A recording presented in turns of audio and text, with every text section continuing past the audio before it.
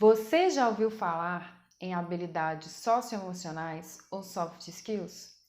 Você sabe por que esse assunto está presente na pauta de discussão sobre educação? Você sabe como essas habilidades podem ser desenvolvidas? Ou conhece estratégias que você, professor ou professora, pode usar para ajudar a desenvolvê-las nos seus alunos? Se você acredita que a educação deve ajudar a formar os indivíduos para além do conhecimento acadêmico e técnico, então esse vídeo vai te ajudar a pensar em como fazer isso por meio das habilidades socioemocionais. E se você já gostou desse assunto, deixe seu like e vem com a gente!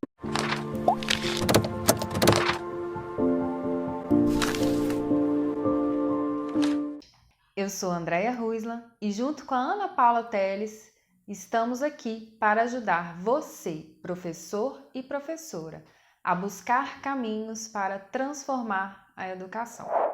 Então, se você já gosta desses assuntos, se inscreve no nosso canal para não perder nenhuma novidade.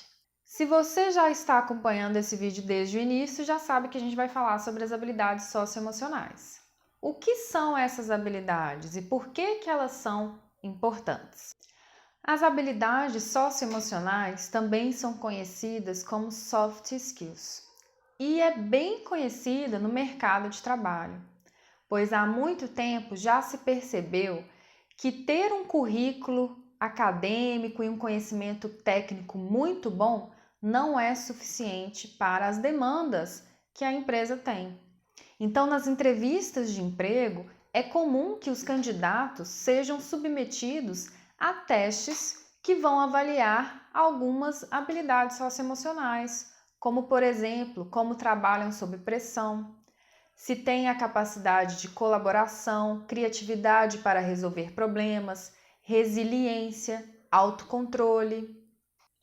E apesar do mercado de trabalho já ter reconhecido a importância das habilidades socioemocionais e, por isso, pressionar outros setores da sociedade, inclusive a educação, para que isso também seja trabalhado na escola, é importante perceber que o desenvolvimento dessas habilidades também favorecem a vida em sociedade e o próprio desenvolvimento pessoal do indivíduo.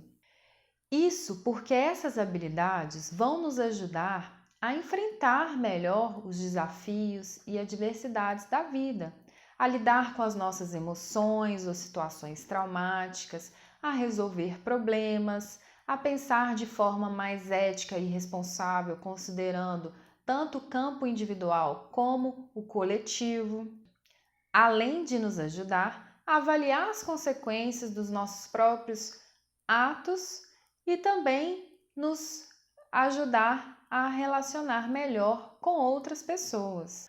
Todos esses exemplos que eu falei mostram a importância das habilidades socioemocionais, principalmente na vida adulta, mas elas são importantíssimas, independente da idade. Vamos pensar então nas crianças que estão distantes aí dessa realidade do mercado de trabalho. Então, por exemplo, crianças que resolvem conflitos por meio do diálogo, da comunicação, elas têm mais chance de conquistar o que querem do que crianças que resolvem por meio da violência ou pelo choro. E essas crianças ainda, elas desenvolvem uma capacidade de ter mais autoconfiança, autocontrole do que essas outras crianças que não desenvolveram essa habilidade. Além disso, as emoções são muito importantes para o processo de aprendizagem, de tal modo que, quando vivenciamos situações de aprendizagem e relacionamos esses momentos a emoções negativas, como medo, tédio, frustração, é mais difícil a gente aprender. E ao contrário, quando vivenciamos essas experiências e associamos a emoções positivas, como entusiasmo, alegria, curiosidade, a chance de que aquele aprendizado se torne duradouro e mais significativo é maior. Então, as habilidades socioemocionais acabam contribuindo para o desenvolvimento das habilidades cognitivas. Inclusive, a própria BNCC reconhece a importância das habilidades socioemocionais para o conjunto de aprendizagens essenciais estabelecidas para a educação básica por meio da aprendizagem por competências.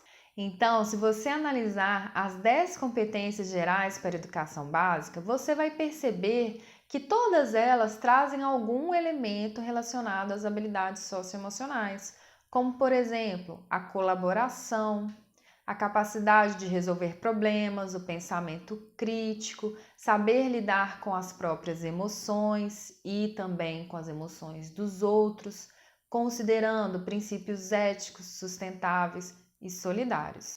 Mas antes de falar quais estratégias vocês podem adotar para contribuir com o desenvolvimento das habilidades socioemocionais, vamos pensar um pouco como que surgiu o interesse por elas e como elas podem ser desenvolvidas. Estudos da década de 50 e 60 do século passado começaram a perceber que, embora as habilidades socioemocionais estejam mais relacionadas a características pessoais, elas podem ser desenvolvidas e modificadas.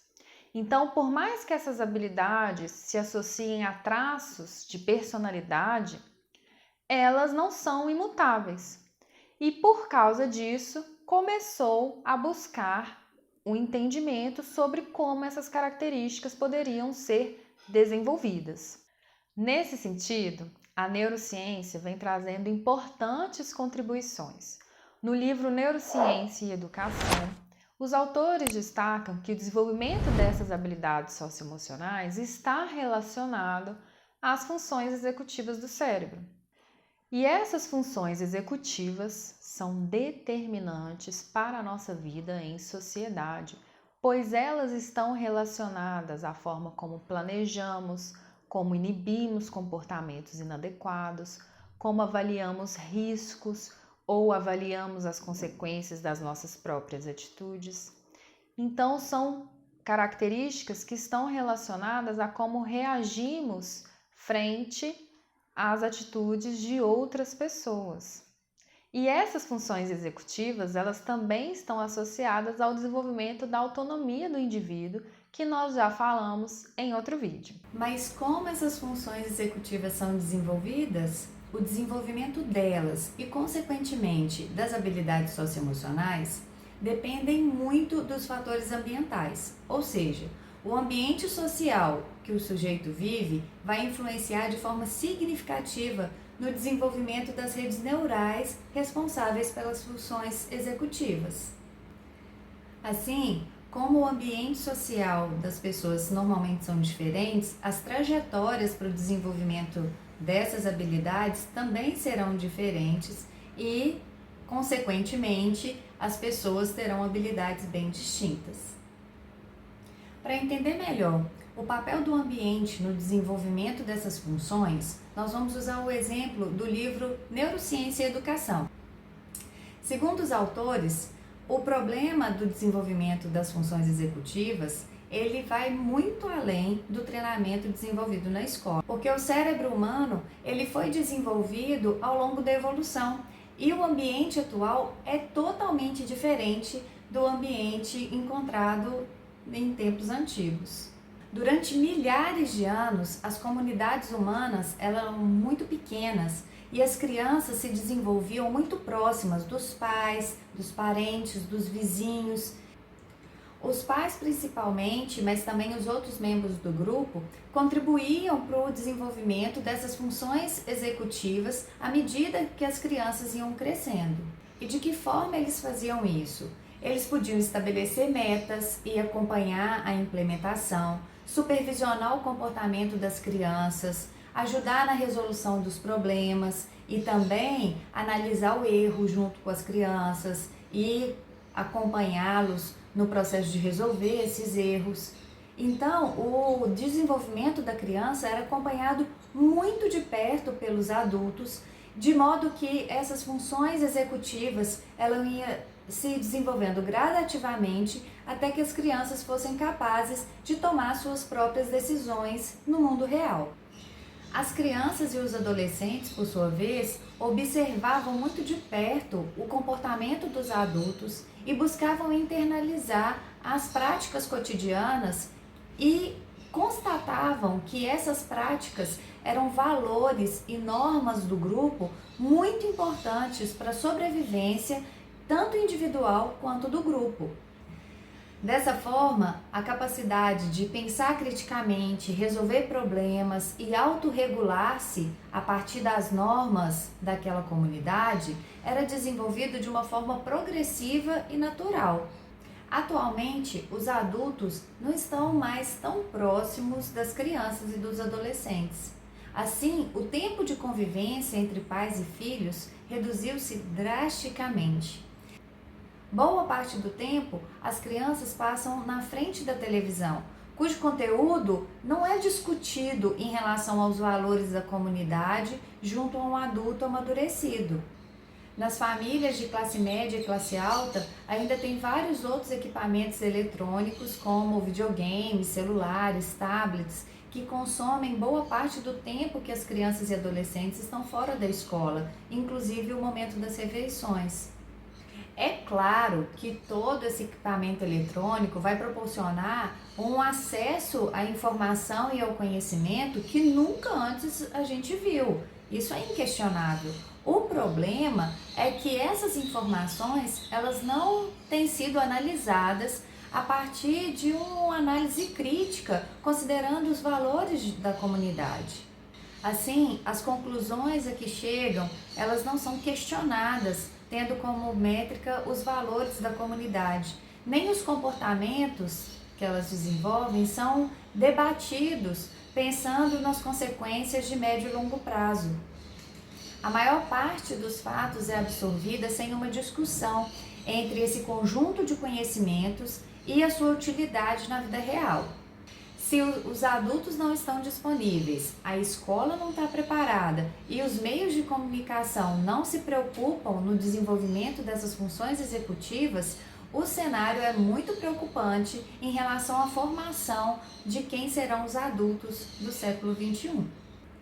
Há necessidade de atuar de modo ativo no desenvolvimento de capacidades como raciocinar, interagir, planejar, autorregular-se, valorizando e respeitando a diversidade e as necessidades tanto pessoais como dos outros.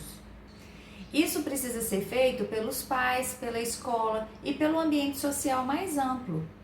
Nesse contexto, podemos perceber que o desenvolvimento das habilidades socioemocionais, elas dependem de vários fatores e que ações isoladas, elas terão resultados limitados.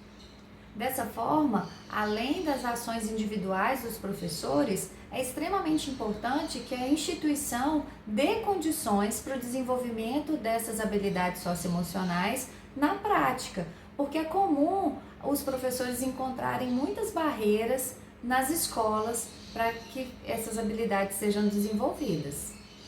Por exemplo, uma das principais barreiras é o foco excessivo em que os estudantes tenham um bom desempenho nas avaliações. Esse foco, ele privilegia o conhecimento técnico e acadêmico e acaba desconsiderando o papel das habilidades socioemocionais no desenvolvimento das habilidades cognitivas. Mesmo diante dessas barreiras e sabendo que a nossa ação possa ser mais limitada do que em condições ideais, nós precisamos achar brechas para agir de forma favorável ao desenvolvimento dessas habilidades. E como que nós podemos fazer isso? Podemos começar trabalhando o desenvolvimento dessas habilidades em nós mesmos. Como diz Paulo Freire, é fundamental que os educadores sejam exemplos para os estudantes, ou seja, as nossas ações têm que ser coerentes com as nossas ideias. Não adianta querer que os estudantes desenvolvam habilidades socioemocionais se nós mesmos, como professores, não estamos trabalhando no desenvolvimento delas, né? Dessa forma, é fundamental os professores saberem respeitar a diversidade dos estudantes, saber ouvi-los e estabelecer diálogos que favoreçam discussões críticas sobre as falas e acontecimentos que acontecem dentro do grupo e também na comunidade em geral.